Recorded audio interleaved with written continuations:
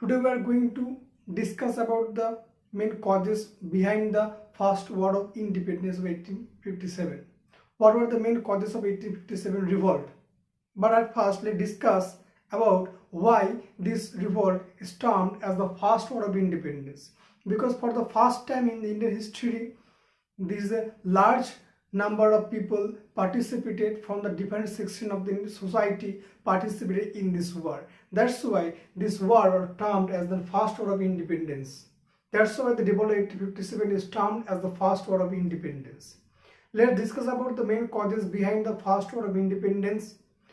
We can divide the causes in many ways, that is political causes, socio-religious causes, economic causes, and military causes, and after all the immediate causes. Let's discuss about first about the political causes. The British were wanted to expand their territory in India. To expand their territory in India, they introduced lot of number of policies. To expand the territory in India, they introduced a number of policies. The first one is the first policy is called the subsidiary alliance. The subsidiary alliance, this is an policy by which the British wanted to expand the territory in India. This policy, the subsidiary alliance, is introduced by Lord Wellesley. According to these policies, whoever signed the subsidiary alliance, they lost completely their independence to the British company, as they had to maintain two things. Number one, they had to maintain a large number of British troops by their own cost. Number two, they have to accept the British company or the British as a supreme power. So indirectly you can say that the Indian rulers who signed this pact, subsidiary alliance, indirectly lost their independence to the British East India Company. Number two policy, doctrine of lapse. Doctrine of lapse policy was introduced by Lord Dalhousie. According to these policies, if any Indian rulers had any adopted son, the adopted son will thrown from their power. They will not get any power, any money or any pension that were earlier granted by the British to the earlier rulers or the kings. Like Nana Sahib, who was an adopted son of the Peshwa Bajirao II. But after the death of Peshwa Bajirao II, as the Nana Sahib was the adopted son of Peshwa Bajirao II, he was not allowed to remain as the ruler of the Maratha.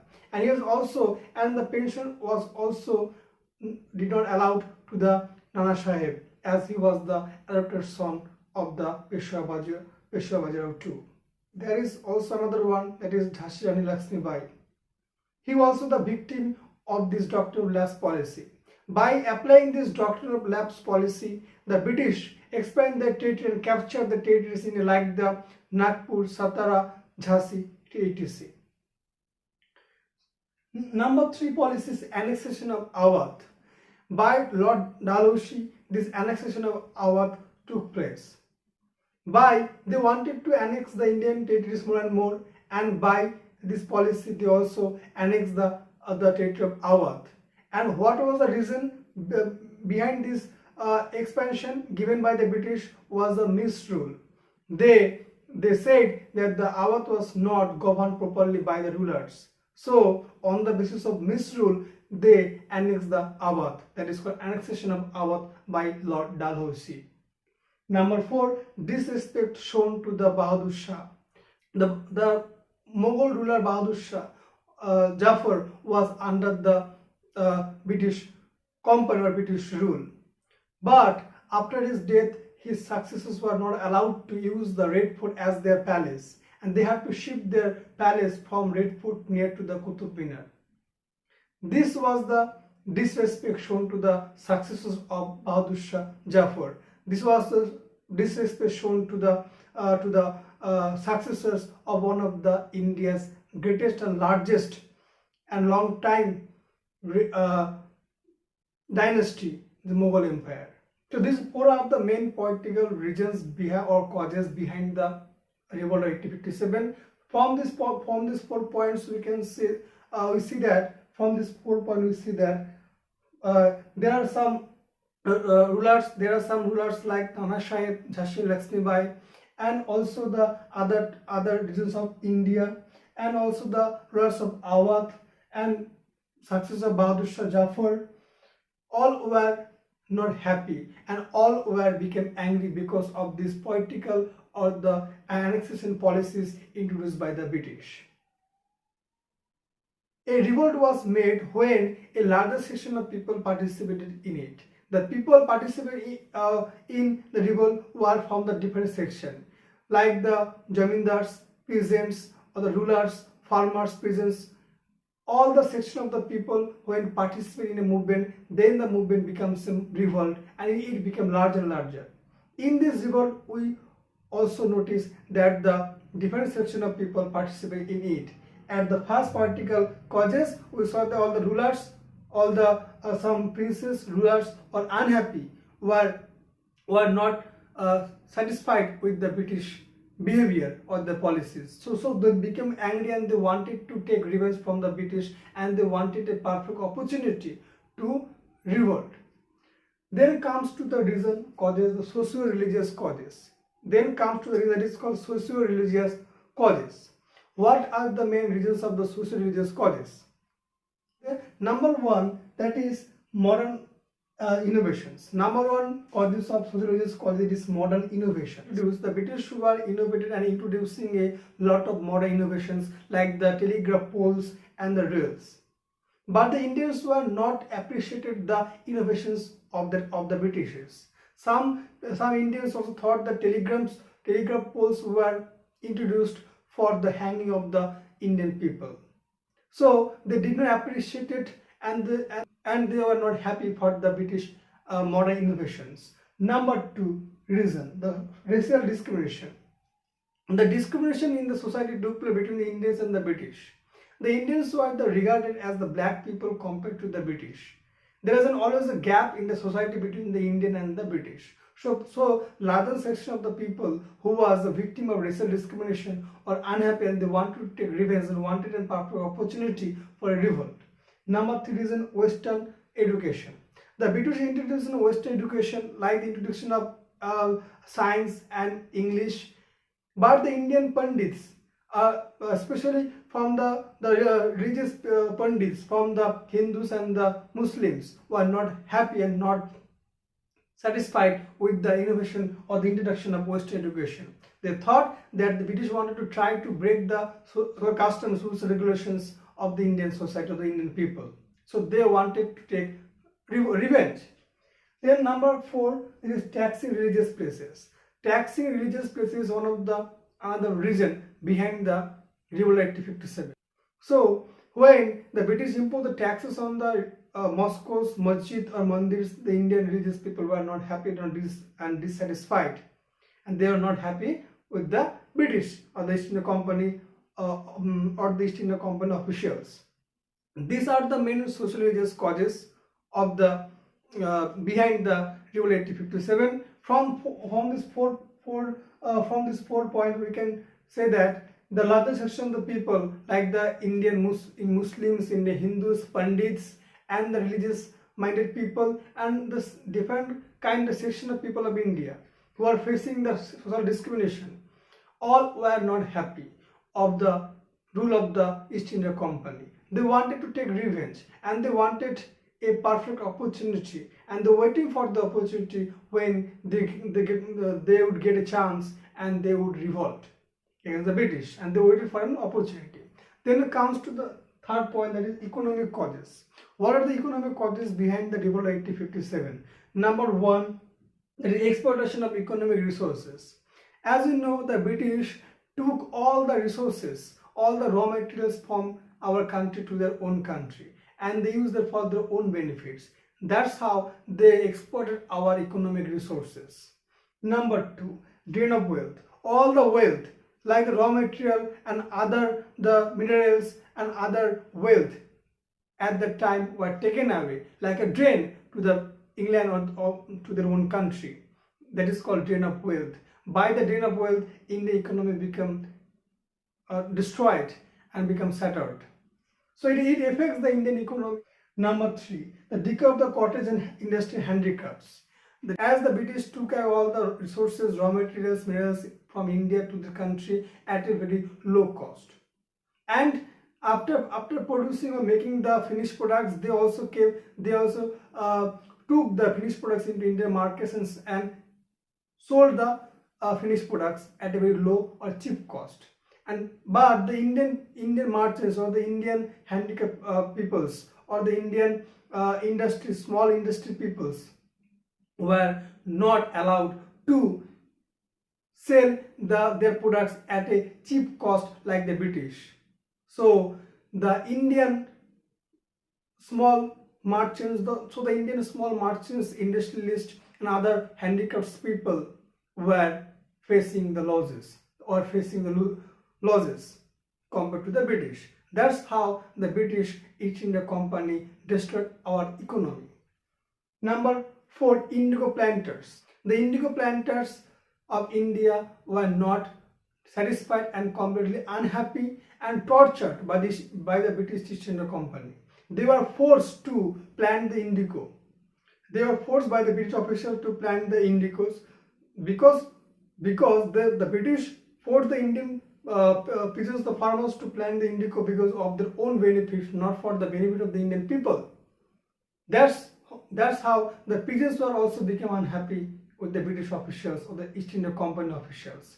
That's how all the section of the people, like the peasants, like the farmers, or the handicapped peoples, and the people who was relation with the cottage industry and the economic people, all were not happy with the British people or the East India Company, and they also wanted to take revenge, and they waited for a perfect opportunity to revolt against the British.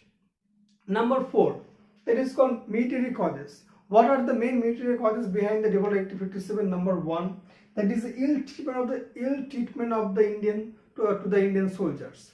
Indian soldiers, a larger section of the Indian people were appointed as the army or the soldiers in the British troops, but the Indian troops or the Indian soldiers were not get the equal opportunities and equal respects for the from the British East India Company officials compared to the British troops. This produces dissatisfaction among the Indian troops and the Indian soldiers.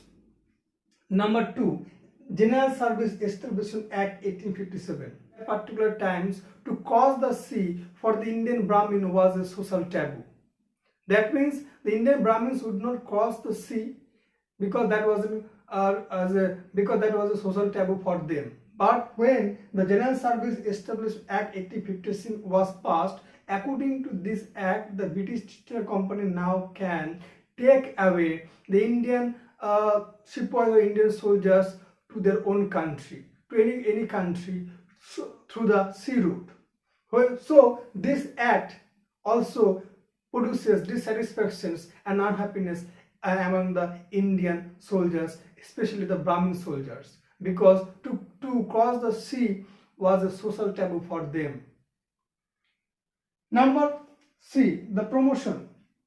The promotion, when it comes to the promotion, the British officers or the British troops were promoted highly, but the Indian soldiers were not promoted more than the post of the Subedar. The maximum post of the promotion for the Indian sepoys were the Subedar. On the other hand, the British soldiers, the British sepoys can promote more than that post. So there is a discrimination when it comes to the promotion between the Indian soldiers and the British soldiers. This also raises and dissatisfactions among the Indian sepoys. Number 4, poor performance of the British troops. The poor performance of the British troops which were using by the Indian sepoy soldiers were very much poor and not effective at that particular time. So the Indian soldiers were also unhappy for this poor performance of the poor troops. These are the main military causes behind the Revolt 1857, and these are the main people, military, who started the revolution, who started the revolt. So these are the main reasons, or these are the main causes of the Revolt of 1857. So all the section of the people, started from the princes, rulers, and jamindars, and the Indian pandits, Muslim pandits or Hindu pandits, religious people, the common man who are facing the social discrimination. all were dissatisfied, all were unhappy and tortured by the British.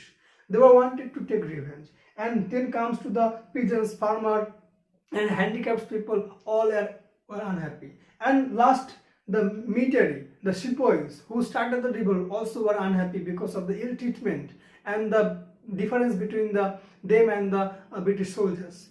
They were unhappy and they wanted to take revenge. These are the main reasons. When all these people were wanted to take revenge and waited for a perfect opportunity to take a revenge or start a movement against the British, suddenly one thing has happened that is called immediate cause. What is the immediate cause? Suddenly a new rifle. Suddenly a new rifle introduced in the camp of the British armies. It is called Enfield rifle. But the main interesting thing of the Enfield rifle was that to fill the cartridges of this rifle, the British or the Indian sepoys had to cut the cartridges with their teeth. But a rumor was spreading around the camps, the different sections of the camps of the sepoys, that the cartridges were made with the fat of the cows and the pigs. For the Muslim to touch the fat and the meat of the pigs was called a haram, or it was not allowed in the religion. Like for the Indian Hindu people, to touch the fat and the meat of the cows is not allowed into the Hindu religion. Similarly, for the Muslim religion or Muslim people, they would not touch the meat or fat of the pigs. But when this rumor was spreading that these cartridges were made with this pig and cow's fattest, there was a chaos spreading around the camp, and they could not control their emotion and their anger, and they started to revolt against the British. That is the first revolt took place in the Barakpur camp, the Barakpur regiment. The Mongol Pandey was the first martyr who shot a British officials, and by this the revolt of 1857 was started. And the revolt was suddenly, within a quick moment of time, spreading all parts of the India.